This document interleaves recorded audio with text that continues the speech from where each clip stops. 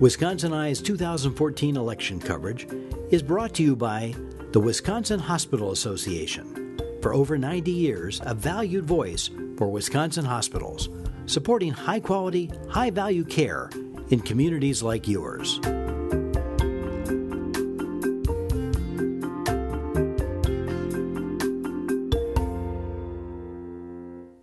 Wisconsin Eye is at the Milwaukee Public Library, interviewing candidates in the 2014 elections. We're interviewing Eugenie Stackowitz of Milwaukee. She's an independent candidate in the 17th Assembly District. Eugenie, welcome to Wisconsin Eye. Thank you. And a programming note, Wisconsin Eye appreciates the support of the Wisconsin Hospital Association, which represents more than 139 hospitals and health systems, for making these candidate interviews possible. First-time candidate for public office? Yes, it is. Well, give us a short version of your bio and why you decided to run, please. Okay, basically, I live in Milwaukee now. I grew up in New York, lived in Chicago for 14 years, Texas 2, and Milwaukee 10. Basically, the incumbent that's in there now, LaTanya Johnson, came to my house asking me for a signature for her, and I got to talking to her, and I learned a little bit more about her. And when I asked her about Obamacare, she turned around to me and said that, you know, she appreciated getting Obamacare and it's done wonders for her.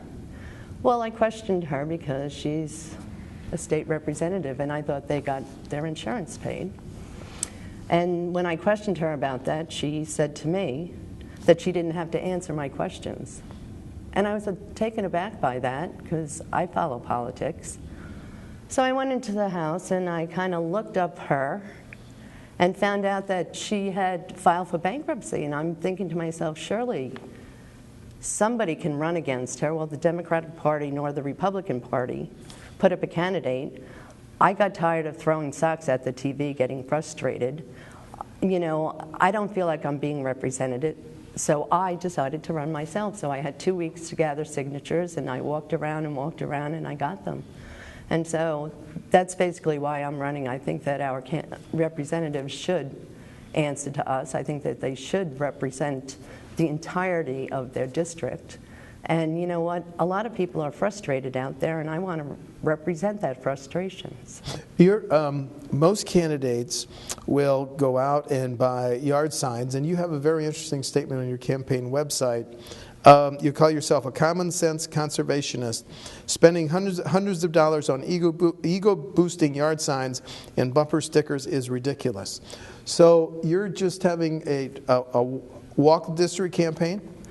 Basically, yes. What I did was I made up some postcards myself. I printed them out myself. I cut them myself. And I'm walking door to door, just talking to people in the district. And it's been wonderful. I mean, whether I win or not, I'm already a winner. I've met so many wonderful people, and there's so many people out there that actually feel like I do. So I'm not feeling alone anymore, because I know everybody else is frustrated. Okay, well, thank you. Let's talk about some issues that will come up during the next session. It's a budget session, so one of the biggest issues is funding schools. If you're a member of the Assembly, what would be your priorities for in the debate over how to fund schools over the next 2 years? Well, you know what, not having known how they actually funded schools, I went and looked up the formula, and it's really, if you look at it, I read it 5 times and it's ridiculous. So I think that might be the first Common Core mathematics that we've done in Wisconsin. I, as you can probably tell, am against Common Core, and the reason that I'm against Common Core is because, I mean, everybody's always saying get the parents more involved with their children. Well, if they can't help them now, how are they going to help them with the new math when they don't even know that? So I find that ridiculous. Math is my favorite subject. I've been in the financial services industry forever. And I love math. And you know what? Why take something that you can do in 2 steps and give it to the kids to do it in 12 steps? They can't even pay attention trying to do it in 2 steps. How are you going to keep their attention span there? It just doesn't make sense to me. But education, I think the funding mechanism maybe has to change, but it's been working. I I know some people are looking at trying to change it so that they get some of the voucher programs out and charter programs, and I think that's wrong. I'm really for school choice. You are? Okay. Absolutely. I went to Catholic school, hated every minute of it when I was doing it, but you know what? I thank God that my mother and father sent me there, because I went back to school at the age of 48. I got my degree at UWM in accounting. And while I was there, the kids that were graduating from high school, I had to take remedial classes because I had been out of school for so long. The kids from high school were coming in and had to take remedial classes to actually be able to take the college classes. Yes. So I was trying to help tutor them, but how do you teach somebody something in 3 months that they should have learned in 12 years? So you know what, these poor kids, they were euphoric about graduating from high school and getting a chance to go to college. And within a 2-month span, they felt like a failure.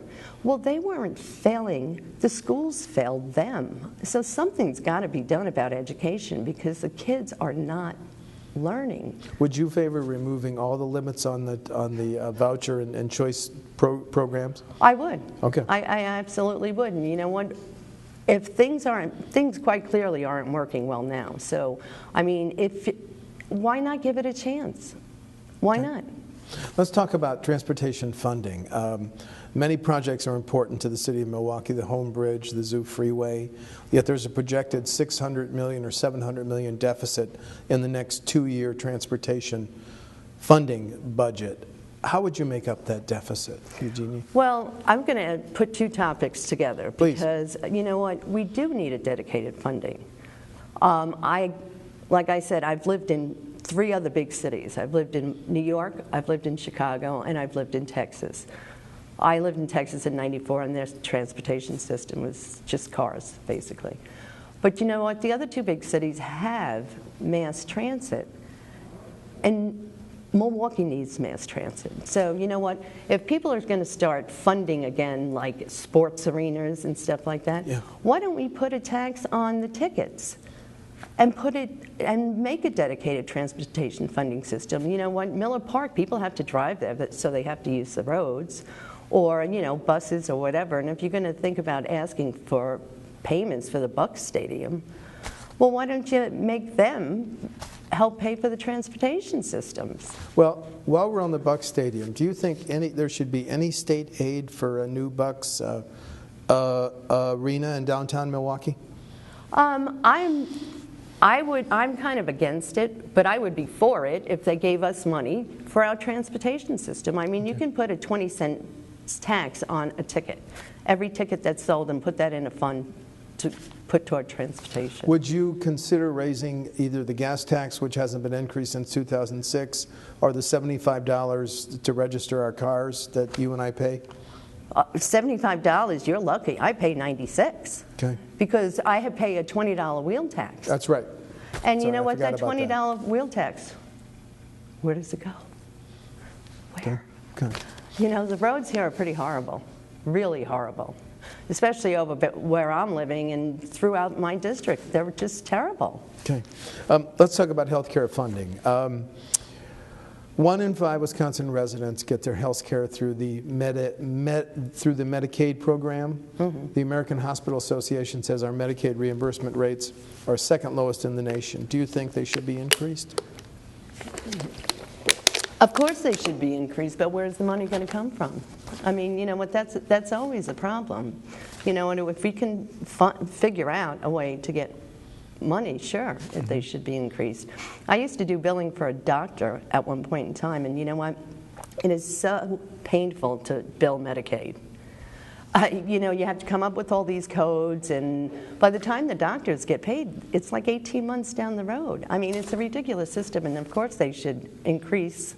I mean, we want the best medical care, but you have to figure out where the money's going to come from. What about the other issue? Do you agree with the state of Wisconsin telling the federal government, thanks but no thanks, we don't want your money to expand our MA benefits? Your position on that? Well, the whole thing was, I mean, I thought you had to take the whole package. Then you had to do your own exchange. You know what, watching these other states, Oregon, even like Massachusetts, which already had an exchange from, you know, Mitt Romney doing it. Yep. They created a new one, and it didn't work. All that money that was wasted building these exchanges, I mean, that money could have been put into actual health care. Mm-hmm. So, you know what? Maybe, you know, Kentucky apparently was the only one that built a decent exchange. Maybe, you know, when all these laws get fixed and they figure out if Obamacare is going to actually, if the states didn't build an exchange, if they are actually in it, I mean, get the subsidies and stuff, maybe they can look at it. But I certainly hope they go to Kentucky and look at their system before wasting any money on that. On your website, you call yourself a common sense conservationist. Is that a reference to the controversy over mining, Eugenie? No, not necessarily. not. I just conserve water. I'm a big water conservationist. I read what's going on in California and different parts of the country. I mean, we waste a lot of water. And you know what? I noticed, like about 2 years ago, I was trying to save some money. And I looked at my water bill. Well, you don't pay a lot for water. What you pay is for sewage and, you know, cleaning up. But there's no need to use a lot of water. So you know what? What I do is I have a dishwasher that draws up, so I use the second rinse for doing my plants. I mean, you know, my neighbors' kids now are watching me. I collect rainwater. Mm-hmm. I mean, and even in my clothing, the second rinse, I use that, save that water, and use it for something else. I mean, and I just, as for the mining project goes, you know what, I've kayaked the Brule, I've fished in Lake Superior. I don't want to see that water, anything happen to that water. I mean, that's God's country up there. It's just absolutely stunning.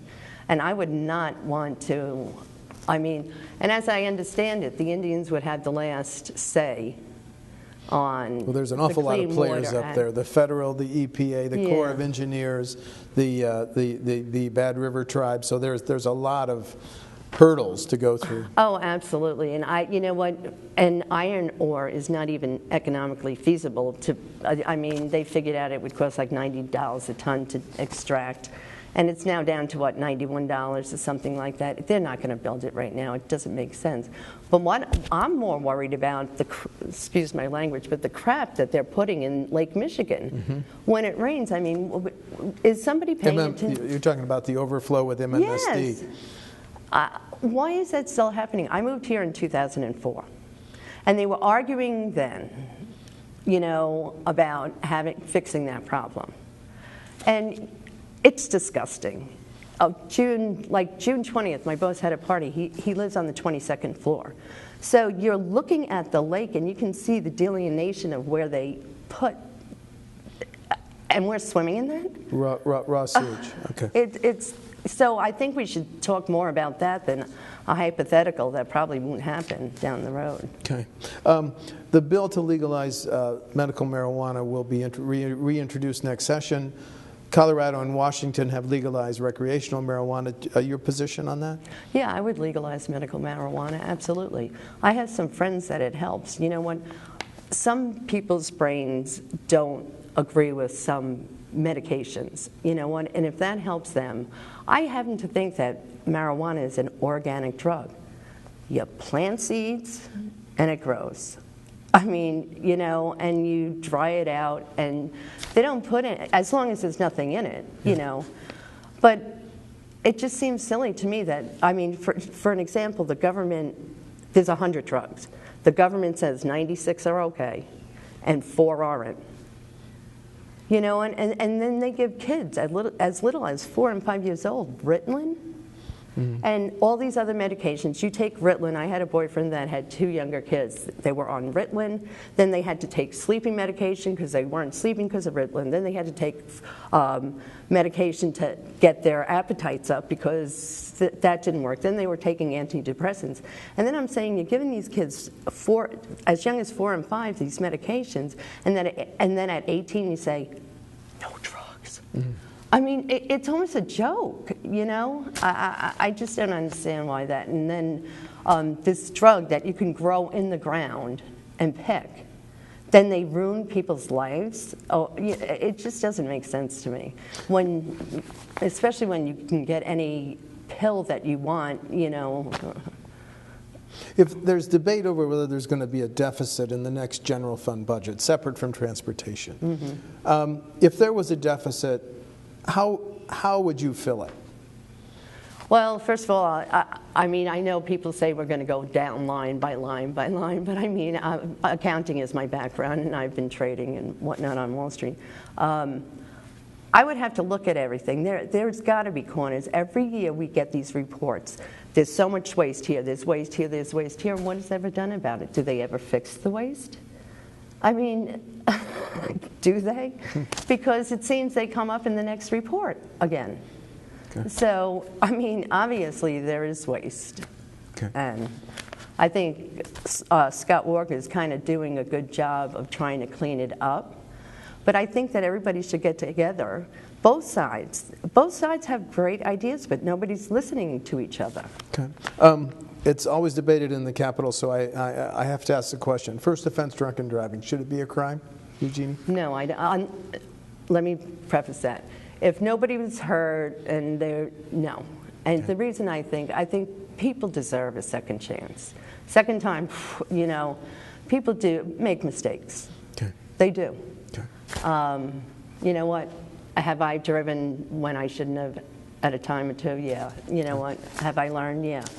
Never, you know, but you know what? People do make mistakes, so. Okay, then finally, you talked about when the incumbent came to your door, and that really triggered your decision. Is there anything else you want to highlight, differences between you and she? Well, I've been walking around, and it's funny that people ask me, well, who's in the office now? I mean, they don't even know her. I want more accessibility.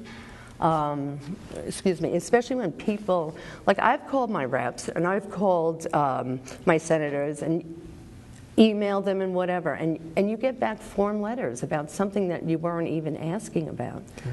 I want people to have access to the person that's in there. And whether they, you know, give them an answer, whether they like it or not, just address what they're doing, make them feel like they're being respected. So. Okay. Very good. I hope people would know who I am if I'm in the office. Okay, thank you so much. Eugenie Stackowitz of Milwaukee is an independent candidate in the 17th Assembly District. The election is November 4. Thank you so much for talking to Wisconsin Eye. Thank you very much, Steve. Thank you.